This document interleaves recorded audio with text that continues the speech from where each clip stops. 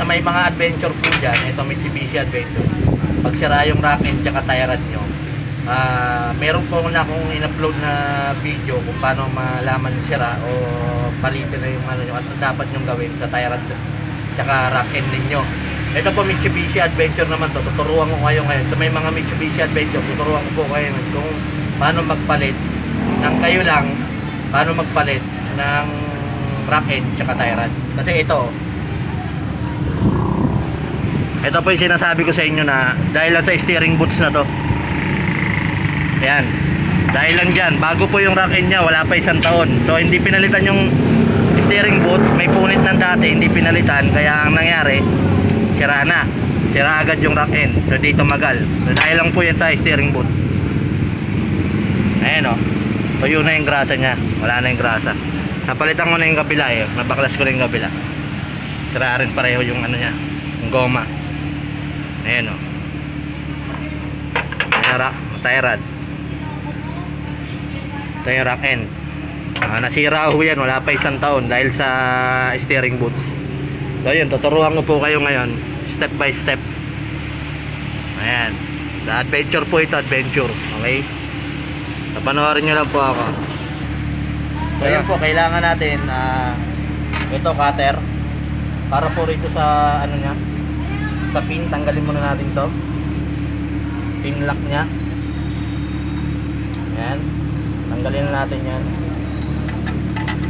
Ayan. Ito discard dyan, matanggal yan. Okay. Yun. Tapos luluwagan nung natin to number 19 counterclockwise. So luwag lang to yung tornilyo ng tie rod. Ayan, maluwag na siya. Tapos luwagan nyo na ho yung lock. Ito lock, luwagan nyo na to. Kasi kung wala kayong gato, mahirapan kayo kasi matigas to. Kailangan luwagan nyo na agad to. Counterclockwise lang din nyo. Ayan, maluwag na oh. Ayan. Maluwag na yung tornilyo, papaluin na natin to. Kailangan natin ng martilyo. Dito ang palo, hindi sa tie rod. Dito po meron pong tamang tools dito. Kaso tayong mga Pinoy, madiskarte. Hindi na kailangan nyo. Ito. Hindi na kailangan nyo. Ito, napapaluin lang natin.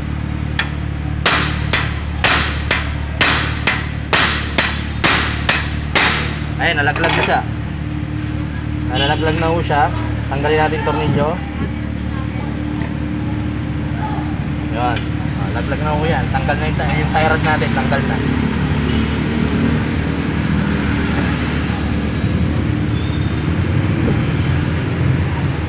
Ayan. Sira na rin ho yung ano niya.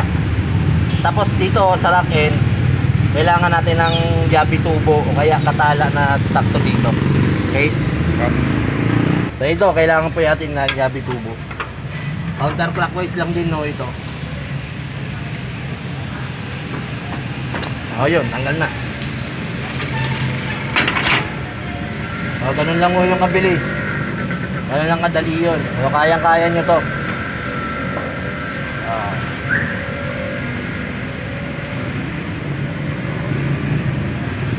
O ito na o. Kakabit natin yung bago naman. Okay? Kakabit na natin yung rack end na bago. Ito. Yung bibilin nyo, siguraduhin nyo po na sakto o kaya sa auto supply, legit na auto supply talaga. Yung mga veterano ng auto supply. Ayan, kita nyo. Ngayon yung bago. Clockwise lang ho ito, clockwise. Clockwise. Dahan-dahan, kamayin nyo lang ho ha. Kamayin lang, baka ma-lost thread. Pagkagamitan mo ng tools. Okay?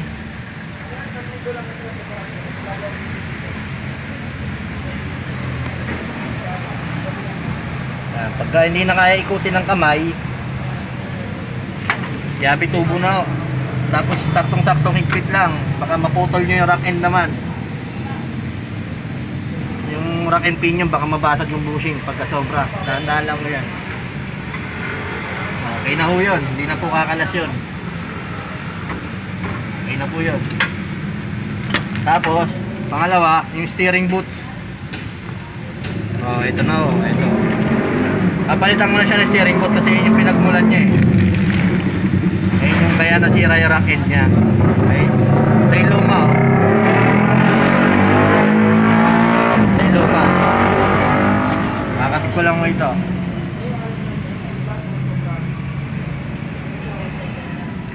Kakabit natin yan. Yan.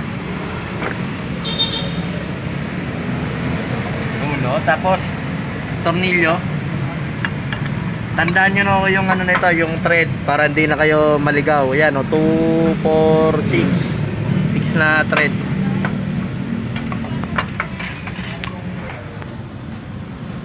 Ayun o, 6 yung ano, thread o. 6, 2,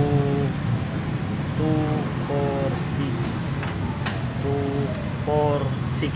Para saan ko po ba to? Bakit yung ginagawa yon? Para po kung halimbawa malayo yung ano nyo, yung alignment nyo o wala kayong wheel alignment, ito muna pansamantala. At least hindi gaano mapupudpud yung gulong nyo hanggang sa makarating kayo sa may shop na may wheel alignment. Okay, lagyan natin ng konting grasa para di siya nakakalawa. So, ayan. 6, 6.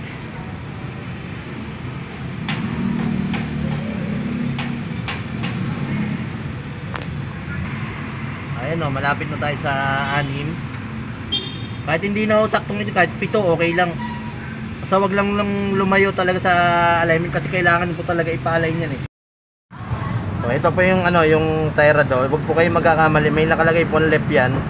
Left side. Tsaka right. Okay, hindi kayo magkakamali dyan. Tingnan nyo lang po yung bago.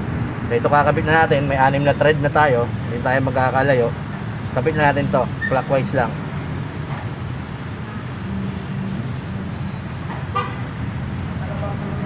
Ayan. Ito, kung malayo kayo, ilak nyo na po ito, 22 sa 22. I-ilak nyo na yan para i-diretso nyo sa alignment at may takbo nyo. Sa akin, hindi ko muna siya ilalak kasi malapit lang naman. Konti lang naman tatawirin ko. May alignment po kasi kami rito. So, ilagay na natin tong tie rod.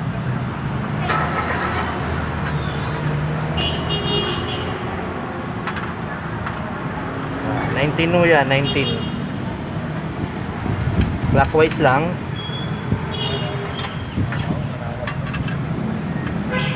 Ayan.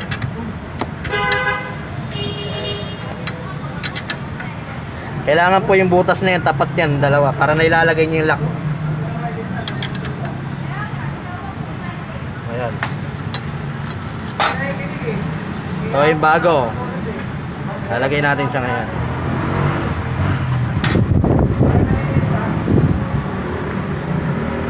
Iangat nyo lang to. Ayan. Tapos ilalagay natin yung rubber boots. Mayroon na kasama na plastic strap yan. Pag bumili kayo ng bago, ilalagay lang natin siya doon. Lagyan ng ano. Huwag nyo pong kalimutan na lagyan ng strap to kasi papasok pa rin nyo. Kahit buo yung ano nyo, yung steering boots, pag walang lock, papasukin pa rin ang tubig to.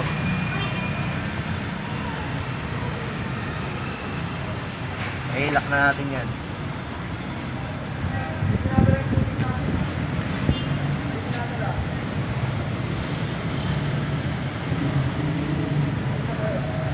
Eh, nakalock na. Ito rin, lalagyan rin natin to.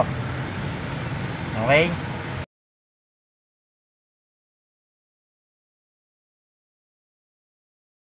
May tip po ako dito. Yung mga, ito, yung bago, kagaya niya, meron na siyang ano, fitting kung tawagin. Dito, ginagarasahan yan, pati ball joint nyo, kasama yan. Dapat po, nagpapag-racing kayo once a month para hindi kagad masira yung mga, ano yung tie rod, rack end, yung ball joint. Yan, lalo na yung L3, napakaraming fitting sunon. Lagi po kayo magpapagrasa niyan once a month. Okay, yun lang po yung tip ko. Tapos ikakabit na lang yung gulong, tapos wheel alignment. So yun po, marunong na kayo magpalit ng rack end tsaka tie rod. Sana nakatulong yun sa inyo. Dito nyo lang i-jack ko sa may spring. Dito lang may jack kayo, sa garahe nyo lang titirahin. Jack lang. So yun po, maraming salamat. Magandang araw po ulit.